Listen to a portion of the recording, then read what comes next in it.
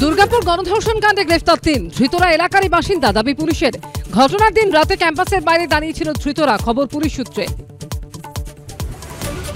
৩৬ ঘন্টা পর ঘটনাস্থল ঘিরল পুলিশ। আইকিউ সিটি মেডিকেল কলেজের ওড়িশার ছাত্রীকে গণধর্ষণ, জঙ্গলে ড্রোন উড়িয়ে তল্লাশি, বিজরা গ্রামে পুলিশি অভিযান। দুর্গাপুর কাণ্ডে পুলিশের স্ক্যানারে সহপাঠীও, কলেজ ক্যাম্পাসের বাইরে দাঁড়িয়েছিল ধৃতরা। পরাণগঞ্জ শ্মশানের জঙ্গলে নিয়ে গিয়ে নারকীয় অত্যাচার, খবর পুলিশ সূত্রে। রাতে খাবার আনতে বেরিয়ে অত্যাচারের শিকার, গণধর্ষণ কাণ্ডে পুলিশের নজরে সহপাঠী সহ ৬ জন। ঘটনার পিছনে আর কারা জড়িত, রিপোর্ট তলব স্বাস্থ্য ভবনের। ওড়িশা থেকে বাংলায় ডাক্তারি পড়তে এসে গণধর্ষণের অভিযোগ ছাত্রীর। মেয়েটা সিরিয়াস আছে, ও বেশি কিছু কথা হতে পারলাম না। এখানে মেয়ে সুরক্ষিত নেই। जंगल में ले गए, उसके साथ गंदा काम किया।